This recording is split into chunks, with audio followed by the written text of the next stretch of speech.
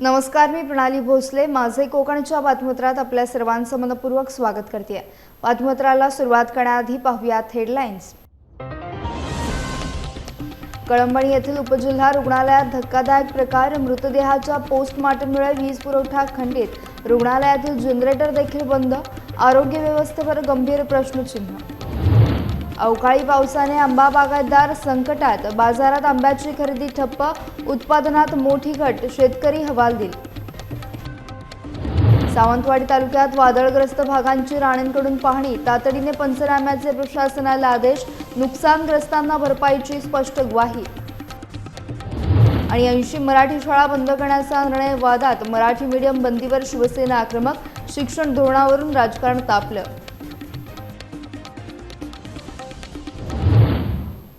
पाहुयात सविस्तर वृत्त. रत्नागिरी जिल्ह्यातील खेड तालुक्यातील कळंबणी येथील उपजिल्हा रुग्णालयात आरोग्य व्यवस्थेचा प्रश्न गंभीर झाला असून एक धक्कादायक प्रकार समोर आलाय. 24 एप्रिल रोजी तळवटपाले येथून आणलेल्या मृतदेहाच्या पोस्टमॉर्टमवेळी वादळी वाऱ्यामुळे वीज पुरवठा खंडित झाला. मात्र रुग्णालयात असलेले 2 जनरेटरही सुरू झाले नाहीत. एक पूर्णपणे बंद तर दुसरा डिझेलअभावी निष्क्रिय. परिणामी तब्बल 3 तास पोस्टमॉर्टम प्रक्रिया अंधारात ठप्प राहिली. ही केवळ एक घटनेपुरती मर्यादित बाब नसून रुग्णांच्या सुरक्षिततेबाबत गंभीर प्रश्न उपस्थित करणारी परिस्थिती आहे. अशावेळी एखादं इमर्जन्सी ऑपरेशन किंवा प्रसूती आली असती तर काय झालं असतं, असा सवाल उपस्थित होतोय. उपजिल्हा रुग्णालय असूनही मूलभूत सुविधा उपलब्ध नसल्याने नागरिकांमध्ये संतापाची लाट आहे.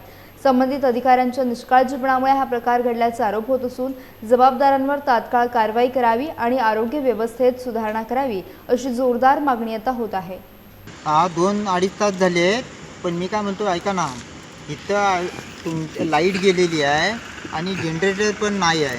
2 जनरेटर आहेत. 2 जनरेटर आहे, अवेलेबल आहे, पण त्याच्यात डिझेल नाही आहे असे हॉस्पिटलवाले सांगतात. पण जर इथं जर असे असून लांबून येणारे जर व्यक्ती असे करताना पेशंट असतील तर काय करणार?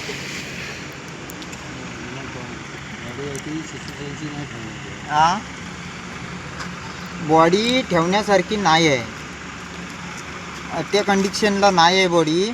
PM ला बोललेत की पण लाईट नाही, त्यामुळे बॉडी इथे थांबून राहिली.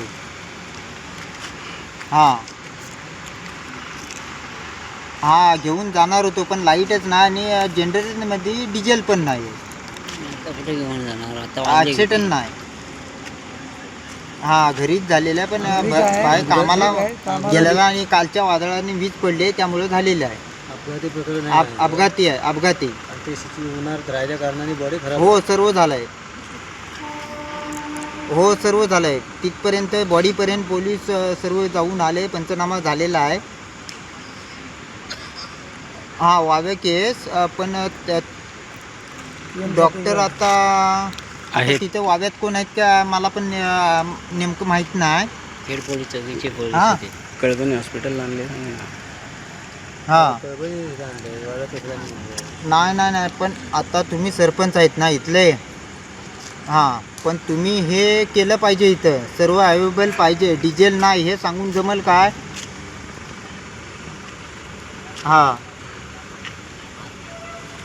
होय, पण तुम्ही दखल घेतली पाहिजे ना थोडीफार. स्पीकरवरती टाका ना जरा. तुम्ही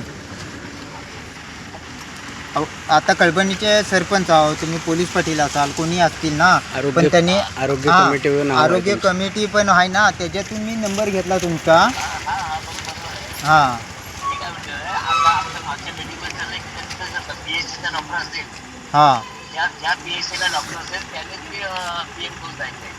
PSCचा डॉक्टर असेल तो.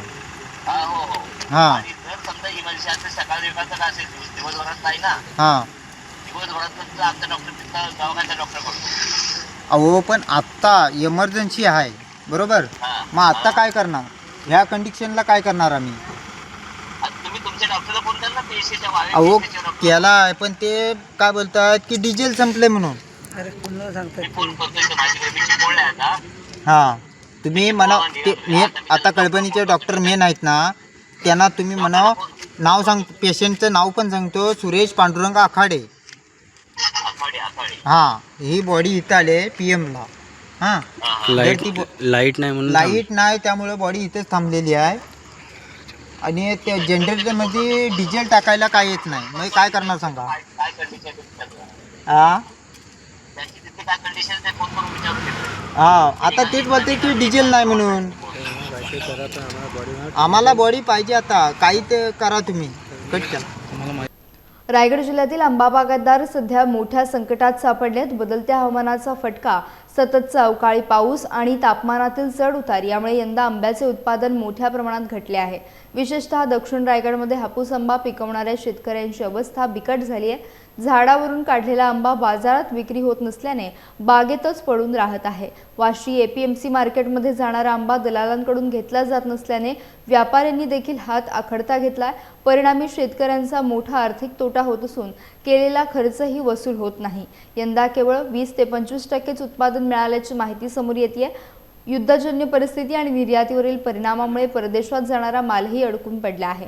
त्यामुळे आंबा खरेदीकडे व्यापाऱ्यांनी पाठ फिरवली असून शेतकऱ्यांसमोर मोठं आर्थिक संकट उभं ठाकलंय. प्रशासनाने तातडीने उपाययोजना कराव्यात अशी मागणी आता जोर धरतीये. आता सुरुवातीपासून आमची सीझन चालू झाली 1 एप्रिलपासून, तर यावर्षी थोडा आंबा सुद्धा आमच्याकडे लेट आहे. थोडा पाऊस नोव्हेंबरपर्यंत झाल्यामुळे आमच्याकडे मोहर लेट आला आणि त्याच्यानंतर मोहर चांगला आला होता, पण त्याच्यावरती खूप खर्च लोकांनी केला. आंबा बागायतदारांनी हे शेतकऱ्यांनी खूप फवारणी खर्च केला, पण आता त्याच्यातून 25% फक्त आंबा बाहेर निघाला आणि त्या आंब्याला सुद्धा आता म्हणजे कायच व्हॅल्यू नाही म्हणजे असं का तो आंबा मार्केटमध्ये युद्धामुळे एक्सपोर्ट होत नाही असं ब्रोकर लोक आम्हाला सांगतायत आणि तो बाहेर आंबा जात नाही, तुमच्या आंब्याला काही व्हॅल्यू नाही, गिराईक नाही त्याला. तर त्याला आम्ही सुद्धा आता हा आंबा काढलेला आंबा कुठं पाठवायचा, कुठल्या मार्केटला पाठवायचा? कारण वाशीच्या इंटरनॅशनल मार्केटने जर आम्हाला सांगितले तर आम्ही लोकांनी सुद्धा काय करायचं? कारण आमचे जे नेहमीचे दलाल आहेत त्यांनी तर सांगितले की आंबा अजिबात काढू नका. तर हा तयार झालेला आंबा झाडावर ठेवून काय चालेल काय? तर तो वेळेत निघालाच पाहिजे. आज नाही आपण किती 2 दिवस थांबणार, 4 दिवस थांबणार, किती थांबणार? त्याच्यानंतर हा पावसाचा काल परवापासून पाऊस आपल्याकडे सुरुवात झालाय, तर त्याच्यासाठी आज सुद्धा ढगाळ वातावरण. मी मुफीद अजवाने, तोराडी, तालुका म्हसला इथून बोलतोय. मी एक आंब्यावरतीच अवलंबून असा शेतकरी आहे. माझा व्यवसायच पूर्णपणे आंबाच आहे आणि यावर्षी आंब्याचा सर्वसाधारण आंब्याच्या पाठी नैसर्गिक आणि दुसरं काय रोगराई वगैरे सर्व आंबाला उत्पन्नही कमी आहे आणि उत्पन्न कमी असल्यानंतर पुन्हा त्याच्यातलं वारचं हे झालं, त्यामुळे एक्सपोर्ट वगैरे होत नाही आणि मालाला रेट्स वगैरे काय अवेलेबल नाही आहेत. आणि आता या सध्या 2-4 दिवसात अवकाळी पावसाने एक धमाका दिलेला आहे, त्याने आम्ही आणखी चिंतित झालेलो आहोत. तर यासाठी आम्हाला काय असं गव्हर्नमेंटची काय अपेक्षा आहे, तर गव्हर्नमेंटने काहीतरी आमच्यासाठी मदत करावी. सावंतवाडी तालुक्यात वादळी वाऱ्यामुळे झालेल्या नुकसानीची पालकमंत्री नितेश राणे यांनी प्रत्यक्ष पाहणी केली. नुकसानग्रस्त भागांचा आढावा घेत त्यांनी प्रशासनाला तातडीने पंचनामे पूर्ण करण्याचे स्पष्ट आदेश दिलेत. यावेळी वादळामुळे ज्यांचे नुकसान झाले आहे त्यांना शासनाकडून जास्तीत जास्त नुकसान भरपाई दिली जाईल अशी ठाम ग्वाही त्यांनी दिली. पावसाळा जवळ येत असल्याने जिल्ह्यातील संवेदनशील ठिकाणांची तपासणी करून आवश्यक त्या प्रतिबंधात्मक उपाययोजना करण्याच्या सूचना देखील त्यांनी संबंधित विभागांना दिल्या आहेत.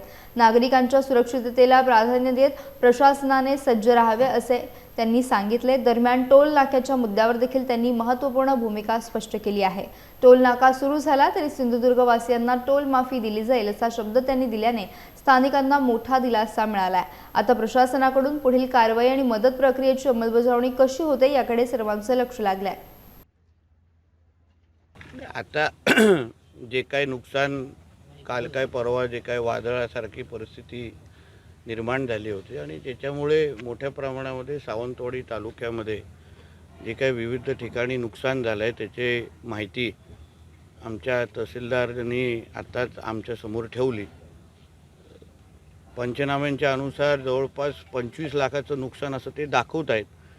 माझ्या दृष्टिकोनातून झालेलं नुकसान जे का आता पाहायला मिळतं त्याच्यापेक्षा ते कमी असं मला तरी दिसतं आहे आणि म्हणून त्या सगळ्यावर मी कलेक्टर मॅडम आणि प्रशासनाशी बोलून जास्तीत जास्त नुकसान भरपाई कशी देता येईल जेणेकरून जवळपास 100 जागी नुकसान झालेलं आहे अशी माहिती प्राथमिक त्यांच्याकडे आलेली आहे आणि त्यानुसार शासनाच्या निकषामध्ये बसून जास्तीत जास्त कसं त्यांना मदत करता येईल. काही काही गोष्टी निकषाच्या पुढे पण जाऊन विचार करायला लागतं, कारण का सगळ्याच गोष्टी निकषामध्ये बसून देता येत नाही. शेवटी लोकांचं नुकसान झालेलं आहे, त्यांना आधार द्यायला पाहिजे, सरकार म्हणून मदत द्यायला पाहिजे.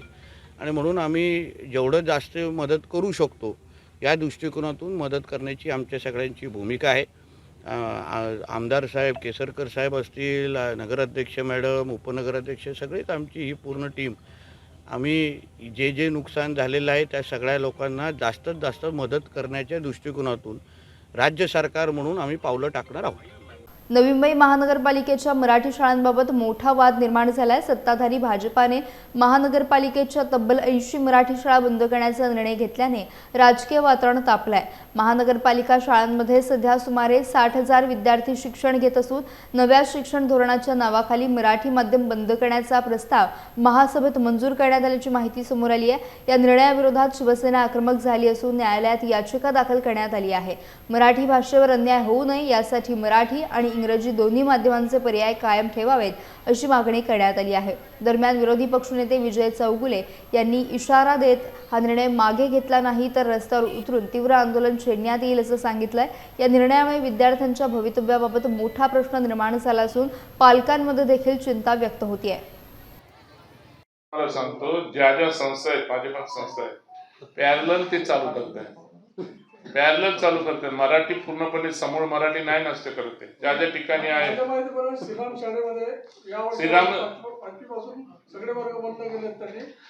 ज्या ठिकाणी त्या ठिकाणी आम्ही आंदोलन करणार आहोत. आणि तिथं पण तसं धोरण नाही आहे माझ्या माहितीप्रमाणे. त्यांनी घेतलेलं धोरण हे आहे की एक पॅरलल, जर समजा मराठीत नाही, मराठीत कोणाला नसेल घ्यायचं तर इंग्लिशमध्ये घ्या, मराठी घ्या. असं नाही आहे की मराठी. आणि आज मराठी ही महाराष्ट्र शासन आहे. प्रायव्हेटचा विषय वेगळा आहे, प्रायव्हेटचा विषय वेगळा आहे.